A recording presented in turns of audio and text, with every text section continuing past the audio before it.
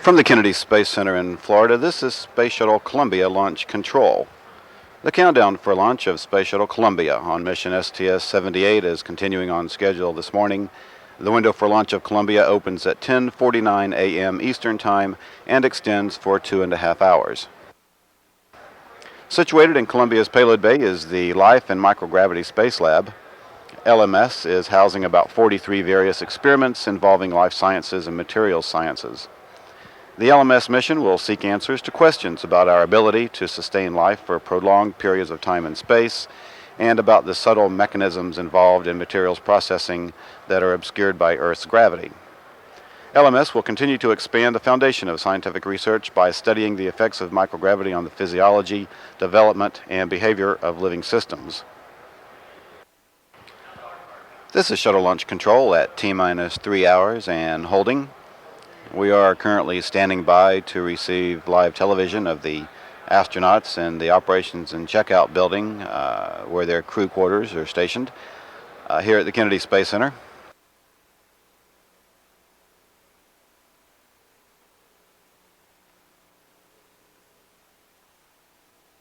The crew members are being assisted with their launch and entry suits by suit technicians from both KSC and from the Johnson Space Center.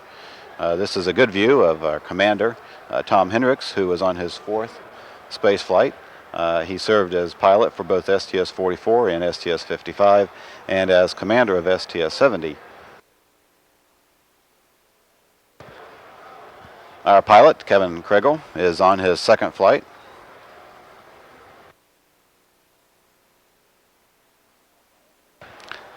Jean-Jacques Favier is a member of the French Space Agency. He is one of our payload specialists and will be making his first trip into space today. Susan Helms is the only female aboard the vehicle that will be flying today, and she, of course, is a veteran flyer. She has flown in 30 different types of aircraft, being named an astronaut in 1990. She has already flown 2 missions, STS-54 and STS-64. Mission Specialist 1, Richard Linehan, is on his 1st flight. And another Mission Specialist, Charles Brady, again on his 1st flight as well, is giving a thumbs up that he too is ready and anxious to go. And the final member of our 7-person crew is Robert Brent Thirsk, representing the Canadian Space Agency. He is a medical doctor. He was an alternate payload specialist for STS-41G, and in 1993 and 94 he was the Canadian Space Agency's chief astronaut.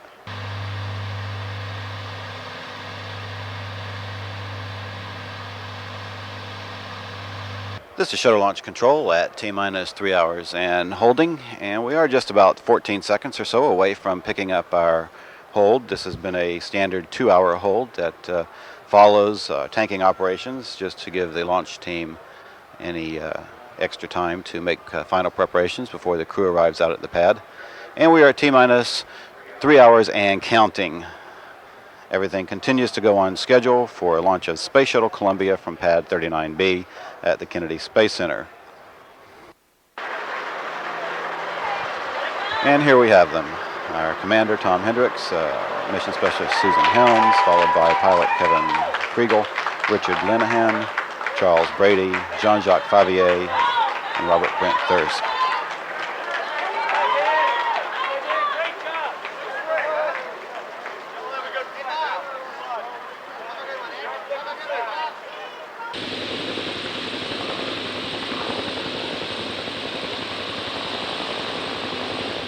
And we have pictures of the Astrovan and the crew departing the van as they are now at the pad surface.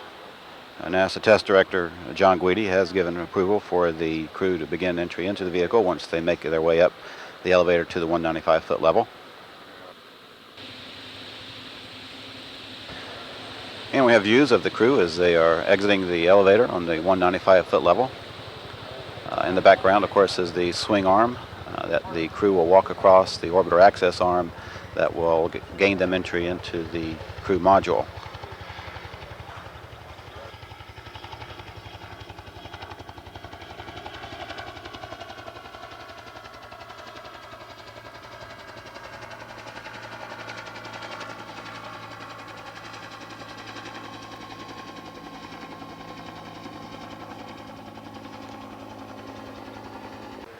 As the crew is preparing to enter the orbiter, astronaut support personnel have mounted in their crew module a small camera that will allow us to see live pictures of the crew being seated in Columbia. This is the first time NASA TV has shown live pictures of this event, and to assist with the commentary of these new views, astronaut Marcia Ivins is joining us to describe the events as they occur. Welcome, Marcia. Thanks. Okay, the astronaut support person, Jim Hulsell, is assisting as Tom Hendricks comes in, holding his head so it doesn't bump into anything. Tom's now standing on the MS2 seat. He's holding onto a handhold above the forward window, and now he'll pull himself up, after he gets himself unstuck here, pull himself up into the seat. As they hold the parachute down, you see the big bottles on the back of his harness. You need to get those centered exactly right on the parachute so that it's comfortable when you're sitting in there, headrest back down on the seat now. Now the suit tech, Al Rochford, will start to adjust the straps on his harness so that he's pulled down and comfortable in the seat. And then they'll start connecting the parachute and the shoulder harnesses to him. We ask the crew to just lie there and be a vegetable while we strap them in. OTC DPS 212. DPS. You can see Al's got Kevin's helmet, kicked the headrest back, and Kevin will lift his head up. You can see the little comm pigtail hanging out of the back, and Al will fish his hand in there to get it. And OTC Jansen. Go ahead, Jansen. We'd like to pick up 562 by the clock. You've got to go. Marcia, can you tell us what we're looking at this point? We're in the middeck now, and Max Candler, who's the suit tech, and he is strapping in Chuck Brady, who's sitting in the MS3 seat. Sitting in front of Chuck and the rest of the guys on the middeck is the whole row of, or wall of lockers that has all the stuff in it that we're taking to space. Max has got his parachute on, the harness, and looks like he's got the seatbelt on. And we have another view of the flight deck with the ground launch sequencer mainline computer program has been active, and it is now processing all pertinent data. Copy that. Ops manager. Jim, the MMT is working, no issues, you're cleared to launch. Copy that. And Columbia, you guys have a good mission, and we'll see you back here in about a little over 2 weeks, and have fun on your mission, Tom. Thanks, Jim. We got a crew here that's ready to go. Thanks to all the professionals here at the Cape. We're ready to work with JSC during launch, and then the rest of the day we're ready to put our payload crew to work with the folks at the Marshall Space Flight Center. And we're just about 10 seconds away from resuming the countdown On my mark. for the launch of Space Shuttle Columbia today. 3, 2, 1, launch. T-minus 9. And we're at T-minus 9 minutes and counting, and the ground launch sequencer has been initiated. NASA Test Director John Guidi is about to call for the transmittal of stored pre-launch commands, as Columbia is less than 9 minutes away from beginning a 2.5-week mission of life and microgravity experiments, taking full scientific advantage of the effects of microgravity in space. Coming up next will be the orbiter access arm being retracted away from the vehicle. This is the walkway used by the crew to gain entry into and out of the vehicle, and it can be returned to position within seconds if need be.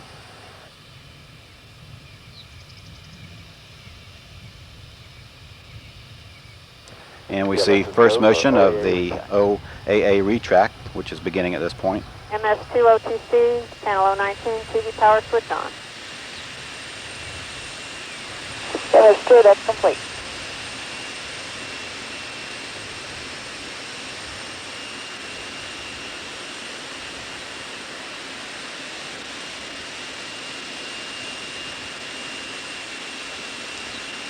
T-minus 7 minutes and counting.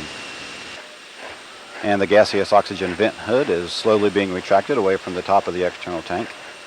Inside this tank is about 500,000 gallons of super cold liquid fuels that run the orbiter's 3 main engines.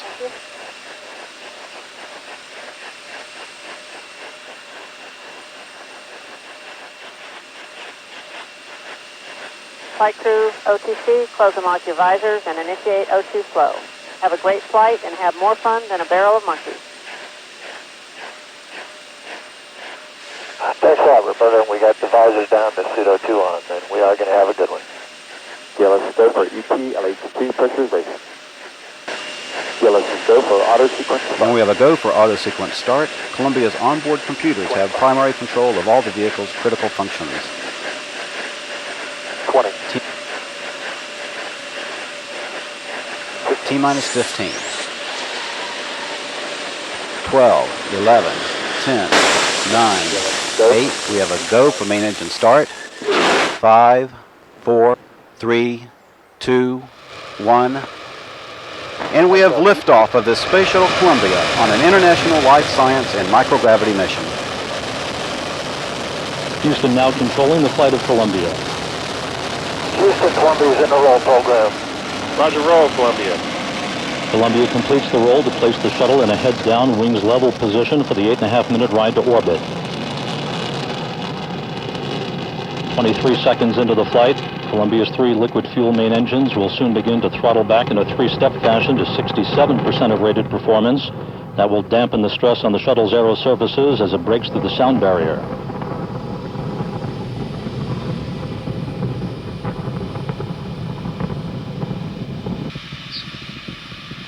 1 minute 45 seconds into the flight, Columbia traveling at 2,400 miles per hour, more than 18 miles downrange from the Kennedy Space Center, 22 miles in altitude, all systems functioning normally. Booster officer here in Mission Control standing by for solid rocket booster shutdown and separation about 5 seconds from now.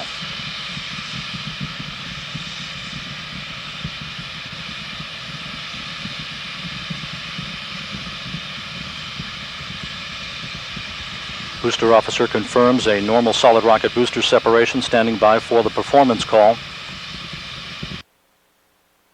Columbia, Houston, You should be getting a picture of engine start now.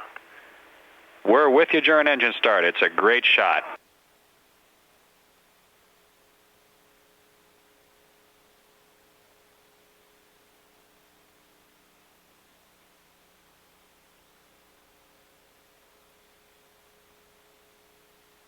And obviously this is a silent version, so we'll try and fill in the gaps. Roger, any narration you can provide, it'd be great. Okay, obviously I looked out the window just during the roll program there. And now we're in, obviously, first stage. Pretty bumpy ride, and you can feel the throttle down.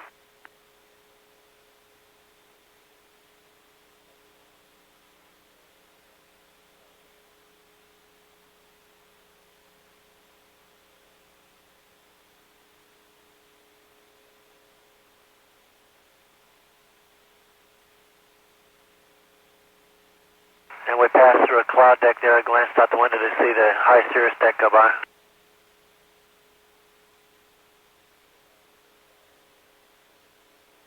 Tom, it sure does show the rough rides of the solids. Yeah, as you well know, it's a pretty impressive ride on those boosters.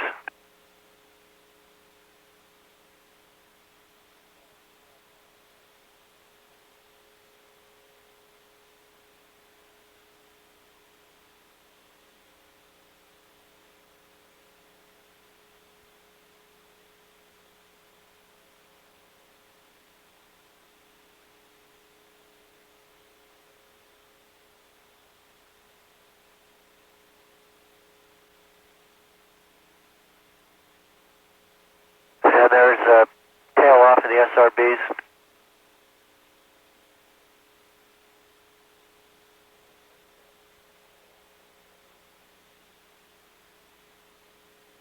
And there's a flash of SRB SEP.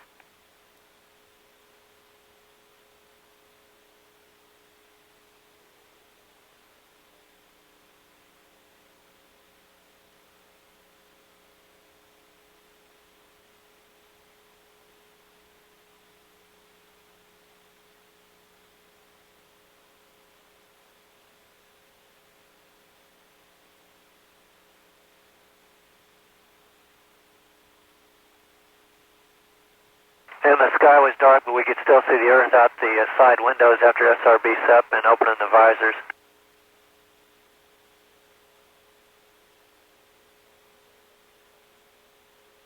That's why we have tethers.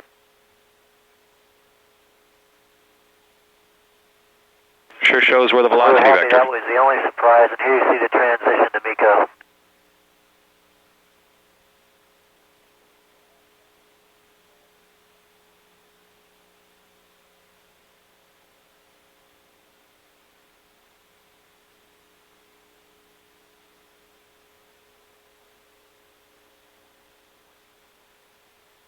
And you'll see a few reflections of the forward RCS jets firing during ET SEP.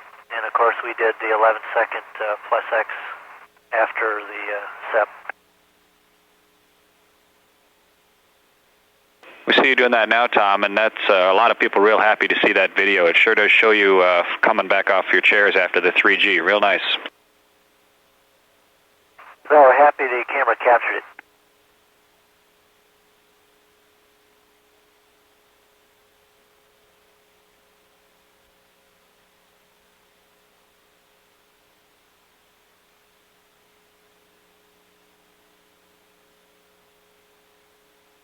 And Chris, we want to thank Les there, Marcia Ivins, and some of the other folks that spent a lot of time making this available to try and bring other folks into the cockpit with us. This is just a fantastic experience to share. Tom, we agree, and we really appreciated the in-cabin video during the strap-in as well. It lets folks see what you did to get to space and what the ride looked like. And I'm sure those people are listening now and happy to go along with you. And Houston, Columbia, you should see another one of Lockheed Martin's tanks in a stable flight just after SEP. Flight guidance. Verify a good horizontal sit also. Thank you. 10 minutes. Personnel, countdown clock will Actually, hold at 11. T-minus 9 minutes in 1 minute. GC. Go. Guidance. Go. FIDO. Go. Prop. Go. GNC. Go. Max. Go. Eagle. Go. ECOM. Go. FAO. Go. Payloads. Go. GPS. We're go. INCO. Go. Booster. Go. Surgeon. Go. Thank you. And weather gave me a go, obs and forecast at all three sites, KSC, Edwards, and Ben Guerrier. So FIDO, that's all that's required today, correct? Correct. Thank you.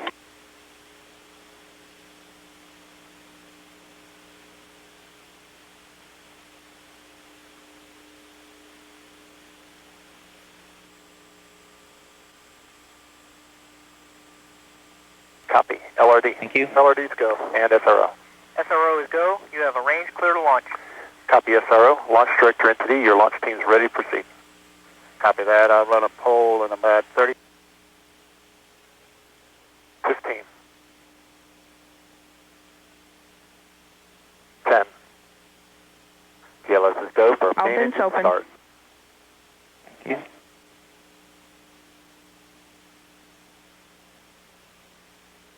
SRBT. Liftoff confirmed.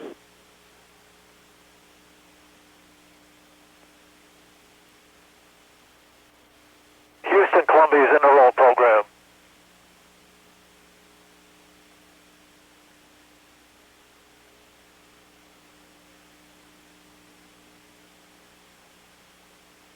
Throttle up, 3 at 104.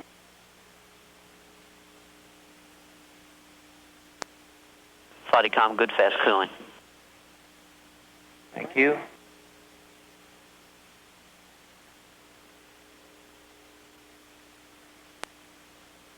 Team status as we press on to the checklist. Flightcom. Go ahead. Yes, sir. He has done test and heater reconfig and the ascent checklist. Thank you, sir. And let's see, prop flight. Yes, fine. Yeah, I just want to make sure that the injector temps on your left jets that are on FA1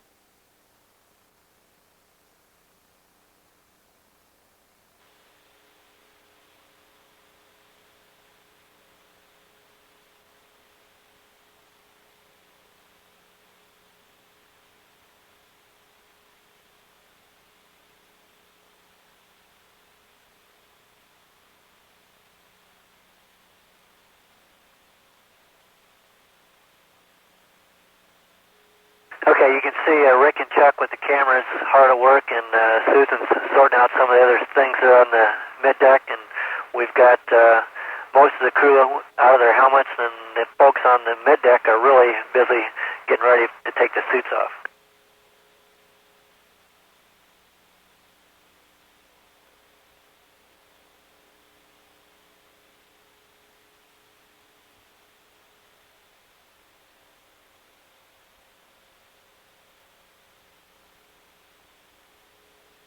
And Houston, you should see a scene of Kevin in the lab. Roger, we're looking at it now. It's a good picture.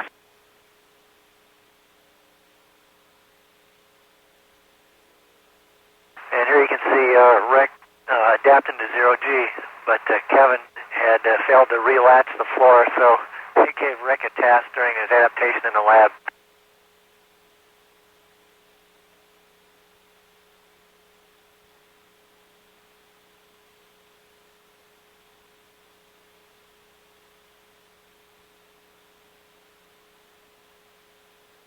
And coming through the tunnel now is Bob Thirsk, and he's already wired up with the tree experiment.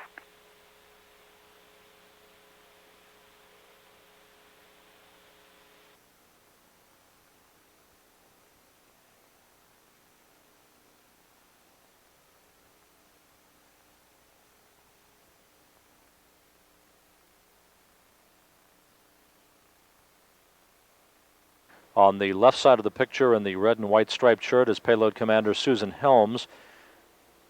And near the tunnel at the rear of the picture connecting the Space Lab to the rest of the orbiter's crew cabin area, Mission Specialist Rick Linehan. The white shirt adorns Jean-Jacques Favier, the French payload specialist, with Canadian payload specialist Bob Thirsk in the foreground. Good morning, Tanya. Welcome aboard the Space Shuttle Columbia. This is STS-78. It's a life and microgravity science mission. I'm back in the Space Lab module at the moment, and behind me you can see some of the crew members working on the experiments that we will be conducting today and over the next several days before we return July 7th. These are microgravity experiments. Can you explain what that means to all of us? Well, the mission is pretty much 50-50, what we call life science, and microgravity science is the other half. The life science is a study on the effects of the human body being exposed to this environment. And behind me you can see Dr. Bob Thirsk is on one of the experiments, which is what we've termed the leg wrestling machine. He is testing his muscle strength, and helping him is Dr. Rick Linehan. And we also are conducting simultaneously furnace operations and bubble drop operations to see how materials operate in microgravity. So it's both material science and what we call human study science. What is interesting to Dr. Watt is that astronauts tend to inadvertently develop a torso rotation motor strategy as well during the first couple of days of spaceflight. And we probably do this to try to minimize our symptoms of motion sickness, but in fact we might be exacerbating the symptoms. For Dr. Watt's torso rotation experiment study on the Life and Microgravity Space Lab mission, we're going to be measuring our eye movements with special electrodes that we apply to our face, the special velocity rate center that we rigidly fix to the top of our head, and also we'll be measuring our torso movements as well with a special backpack accelerometer which is fixed to our back. After the flight is over, Dr. Watt is going to compare our eye movements to our head movements and our head movements to our chest movements. And he'll be looking for any evidence that we might have adopted some torso rotation motor strategy during this flight. We'll be doing this experiment once early in the mission. We've already done it. Secondly, towards the middle of the flight in a couple of days, and again towards the last day or two of the space mission. If it turns out, in fact, that we have adopted torso rotation motor strategy during the flight, which might cause symptoms of motion sickness, then it will be relatively easy to train future astronauts to avoid this type of motor strategy or to pre-adapt them to the atypical movement environment in a ground-based laboratory prior to flight.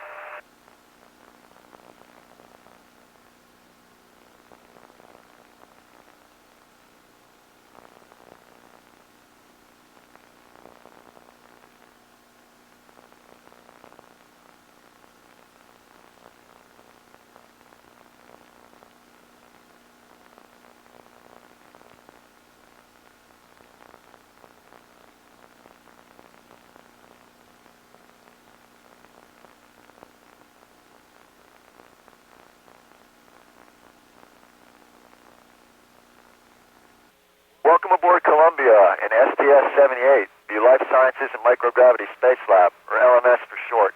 My name is Rick Linehan, and I am the MS-1 on the flight, and this is ALFIE, short for Astronaut Lung Function Experiment. Now, ALFIE is the brainchild of Drs. John West, Ann Elliott, and Kim Prisk from UCSD, University of California, San Diego. And it is designed to measure the physiological processes of gas exchange in the human lung on Earth and in space, or free fall. Now, there are discrete differences which will occur in space, and there are 4 payload crew members who are participating, as well as the orbiter crew members in ALFIE experiments throughout the 17-day LMS flight. And what we hope to ascertain from these experiments is how the gas flow rate in the lung changes due to microgravity or free fall in terms of how gas dissipates or aligns itself in the lung. Now, when we learn things like this, we'll be able to predict how the lung will function, obviously, in space, and we can use that knowledge to determine how things should function on the ground. And with this information, we can also hope to understand various pathological processes which occur in the human lungs, different diseases that we might be able to study when we have better controls. And additionally, we'll use this information for long-term stays in space on the space station, and hopefully for long-duration space flight, maybe one day to colonize the planets. All this information will be put to use in one way or the other for long-term space flight and stays on space. Now, this rather debonair suit that I'm wearing is now called the Mark I mod of the RIP suit. And RIP, basically, it's a respiratory plasmithography suit, which will measure our rib cage and abdomen contractions and expansions while we breathe. And this is measured over on our ALFIE KDT here. And with that signal that is routed to the ground, the PIs, Dr. Elliott, Dr. West, and Dr. Prisk, we're able to determine differences in how we expand our chest and how our muscles function in space when we breathe. It's a very, very important experiment, and one of the best experiments, I believe, to fly on the SLS series flights. We're going to get a lot of good data from it, and I'm really excited to be able to participate in this experiment. Thank you.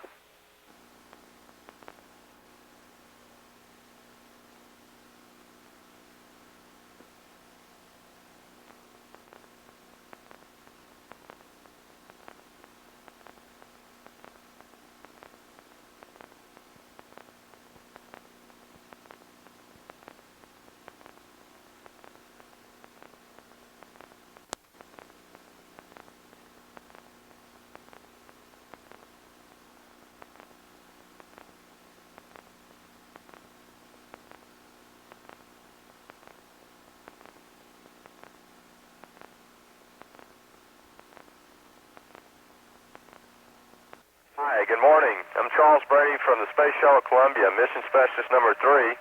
And I'm standing in front of today an experiment developed by Dr. Reggie Edgerton at the UCLA LA laboratories.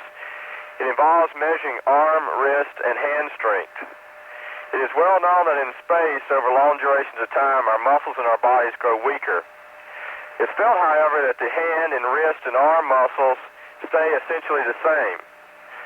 Here aboard Columbia, myself and my crewmates are going to accurately measure exactly whether or not this is true. This device I have in my hand right here accurately measures our hand, wrist, and arm strength. It's plotted out on the graph here and given a curve which we can exactly duplicate over time. We measure this pre-flight and 4 times in-flight and post-flight. Basically involves grabbing the hand grip dynamometer and squeezing in various levels of contraction, ranging from 10 to 100%. These are later plotted out on curves that we're asked to follow in graphs that spike, and we're asked to trace these. This will give Dr. Edgerton and his assistants all the data that they need to accurately measure whether or not the muscles in our wrist and arms continue to stay the same or grow weaker. Thanks for joining us aboard Space Shuttle Columbia today. And we'll be continuing with some examples of muscle and bone experiments in the succeeding days. Thanks.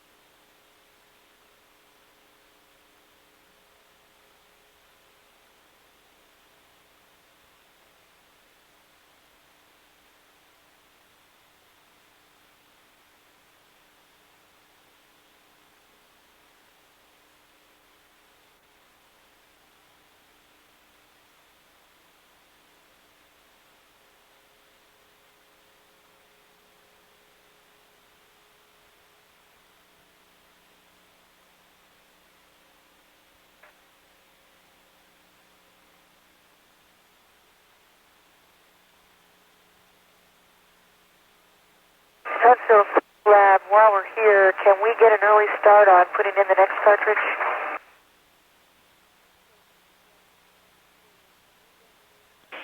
Stand by 1, Susan. We'll check for you.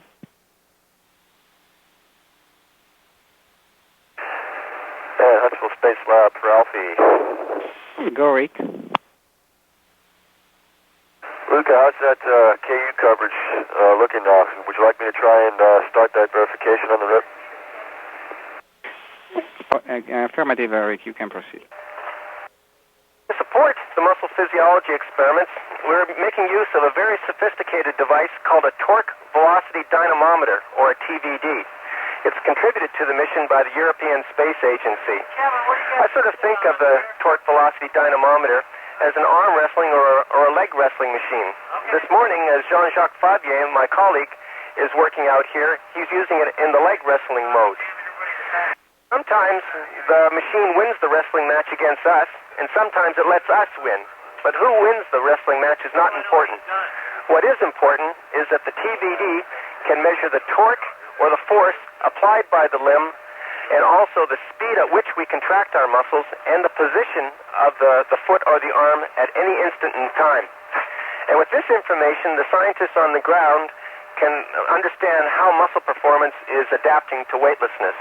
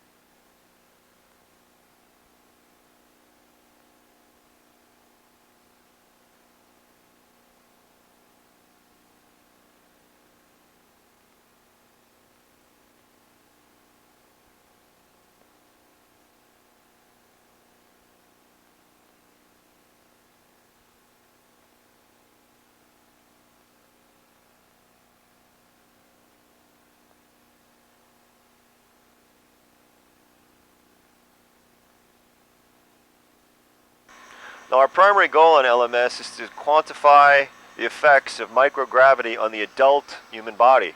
But what happens to a developing organism in microgravity? Well, we're flying an experiment called STLB, which studies just that. Now, STLB is a module filled with Medaka fish embryos, which are being allowed to develop on orbit with us during the mission.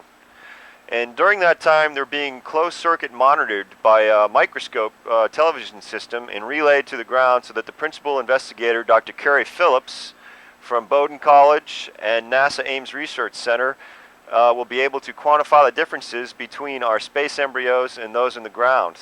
He'll actually look at the differences later on at the end of the mission, too, between fixed embryos that we have here and the controls in the ground to quantify how much change has occurred or has not occurred between the two. Now, initial results seem to indicate that our space embryos develop somewhat slower than those in the ground. And NASA someday hopes to use this information to better understand the normal embryological process of development, and also hopefully to apply this knowledge later on to long-duration space travel and colonization.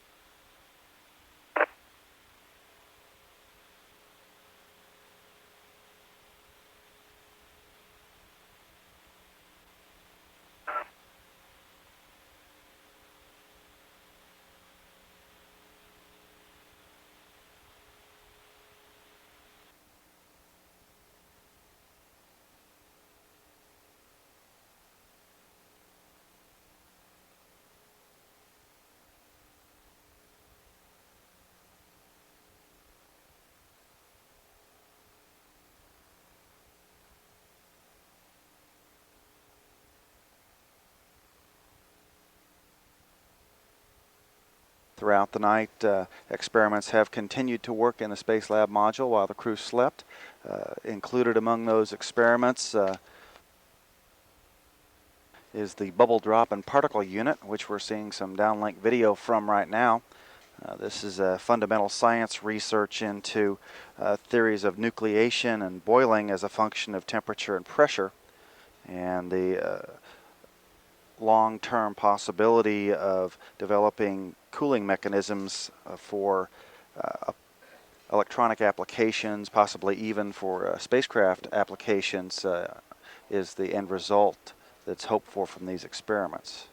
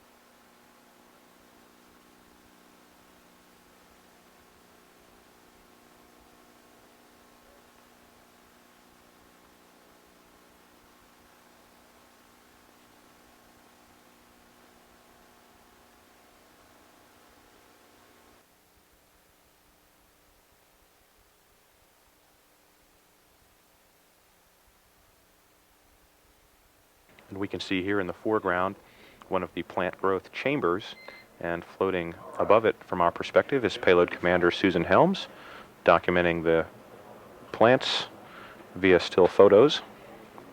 This particular container holds 4 of 20 seedlings, some of fir and some of the loblolly pine. 2 of each 4 in each of these containers are bent. The other 2 are the controls in the experiment, are left unbent. Samples of both the bent and the unbent pines will be cut on this flight day and another flight day. After having been bent on flight day 3, those samples will be preserved and returned to Earth for further study. And we can now see payload specialist Jean-Jacques Favier floating near the front of the Space Lab module, in front of the workbench where he is stowing equipment used to take cuttings from fir seedlings as part of the plant growth facility experiment. We can now see payload specialist Jean-Jacques Favier working within the plant growth facility glove bag. He has isolated a fixation bag and is now removing one of the fir seedling samples harvested a few moments ago.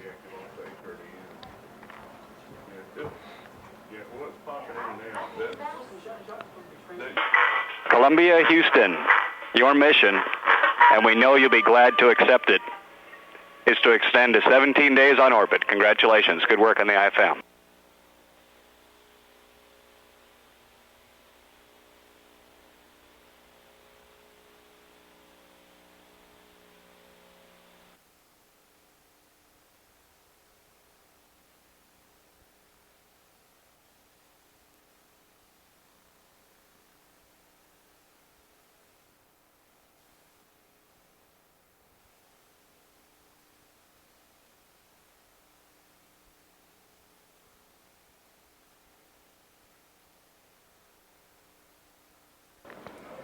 Near the center of our screen, we can see Mission Specialist Chuck Brady participating in the Canal and Otolith Integration Study, or COEYES.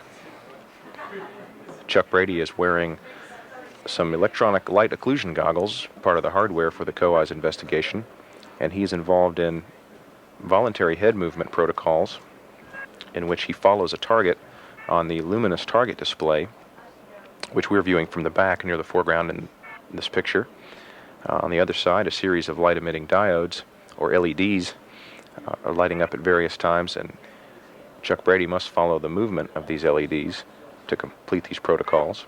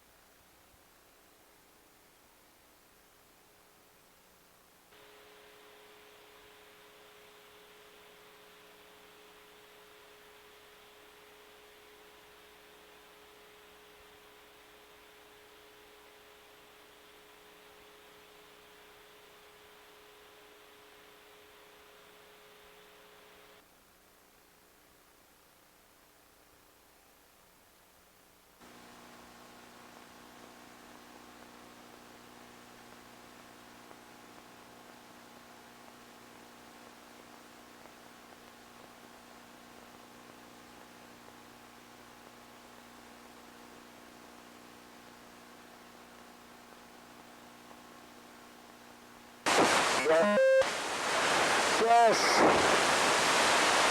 Go to sleep.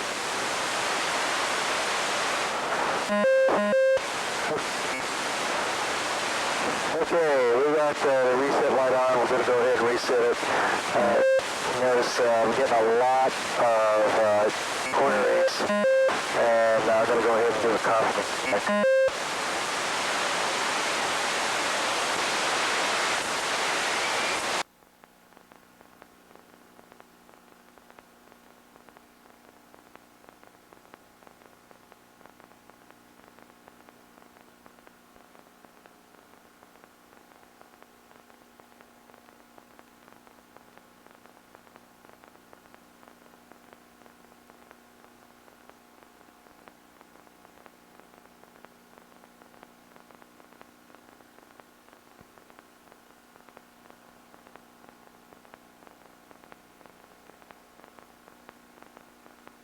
Much, Commander, and to all of your international crew aboard Columbia and to our friends aboard Mir, congratulations.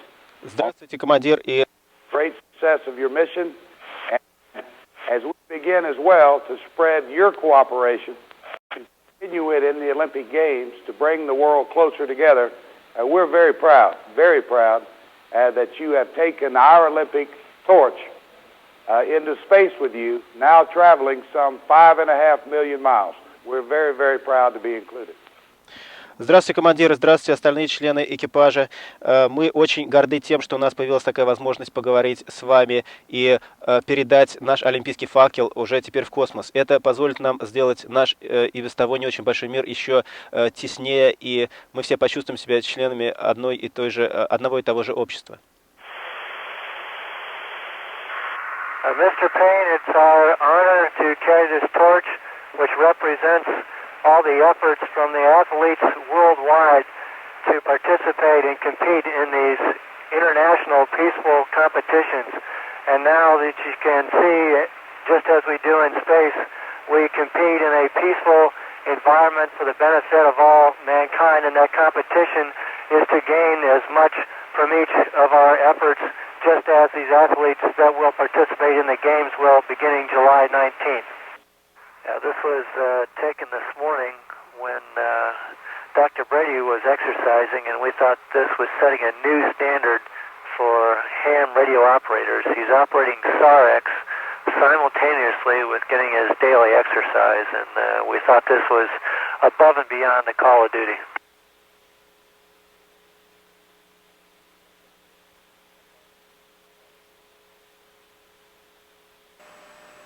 Happy birthday, Canada, from the Space Shuttle Columbia. Okay. Bon anniversaire, Canada, depuis la navette spatiale Columbia.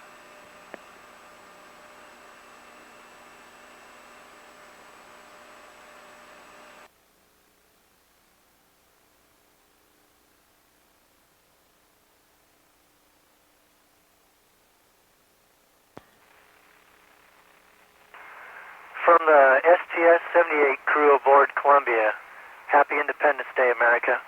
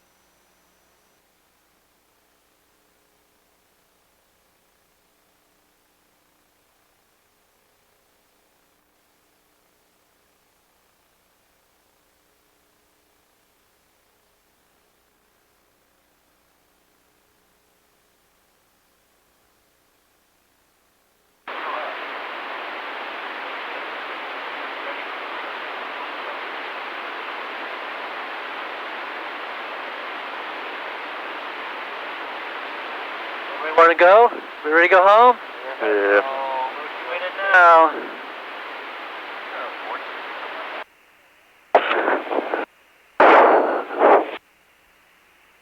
There's the moon. That's pretty nifty. Must be on your side. You got the camera there? Go see if I can get the moon. Just give it over my...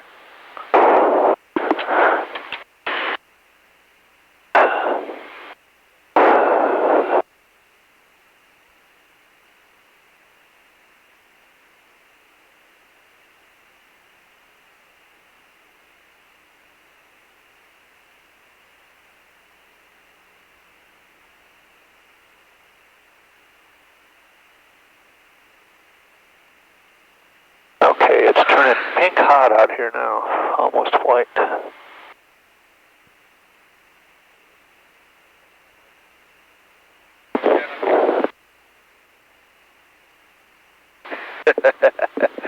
Did you do that L over D calculations correct?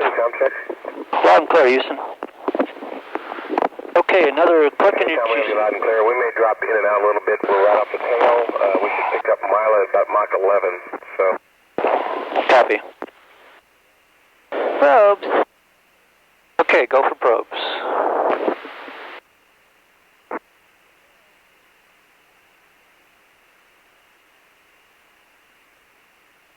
$5,000 radar.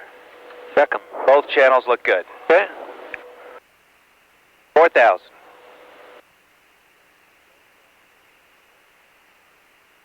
$3,000. Three brakes coming. 2,000. Pre-flare next. Gears Pre-flare on. next, Gentle CDR. pre-flare. Ball bar. 1,000. Ball bar. 800. 600. 500. 400. Gears coming. Gears on the way. Looking good. Looking good. Right there. Keep it coming. 60 feet. 250. 40. 240. 30. Slightly low. 230. 15. Hold it right there. 220. 7. 216. Touchdown at 270 knots. Shoot. Shoot. Rotate. Rotate.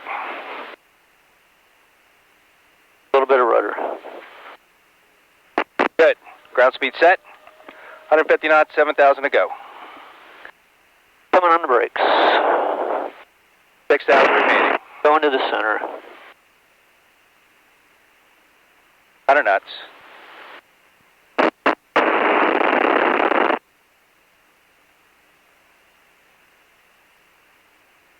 Shoots away.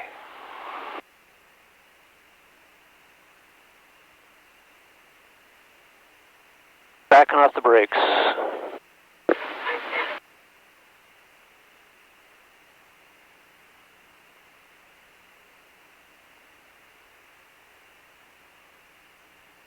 Houston, Columbia, wheel stop. Roger, Tom. Welcome back. Wheel stop, and congratulations on a great life science mission and a new shuttle record. And one immediate delta on L1 with rad out temp to high, and stand by for further deltas. Houston, Columbia, runway in sight. Roger, Tom. Runway in sight.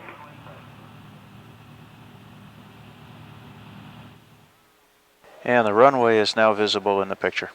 Right. Time to touchdown now, 34 seconds. Columbia descending at the rate of 165 feet per second.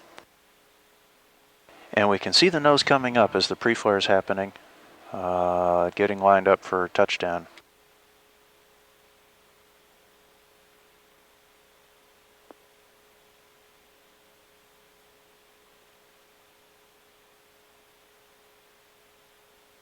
Landing gear down and locked.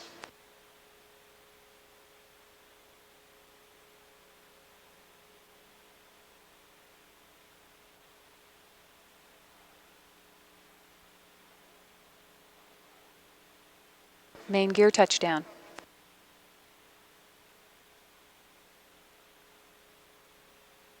Pilot Kevin Kriegel has deployed the drag. Columbia now rolling out on runway 33.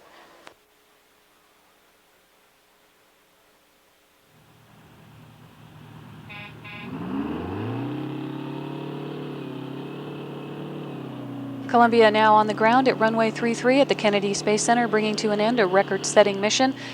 17 days of life and microgravity science.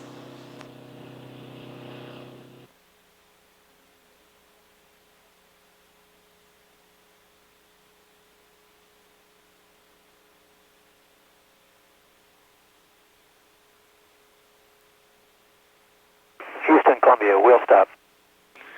Roger, Tom, welcome back. Wheel stop, and congratulations on a great life science mission and a new shuttle record. And 1 immediate delta. On L1, we like rad out temp to high and stand by for further deltas. Rad out temp to high. This payload crew that's given so much during the flight is ready to go to work here at KSC.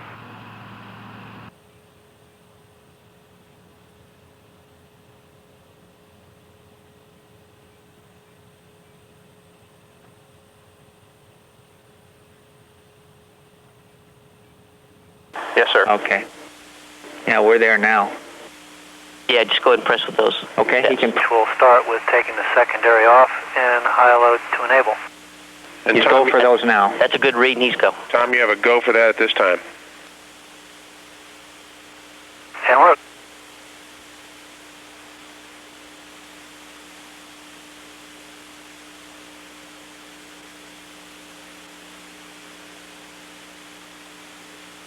GNC, did we get a gimbal check?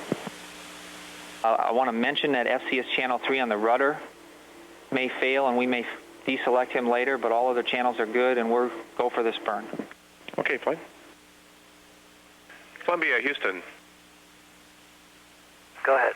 Okay, I know you've been waiting for these words. Tom, we'll give you a go for the deorbit burn. Be advised, we're seeing some intermittent problems on rudder channel 3, and we may deselect that guy selectively.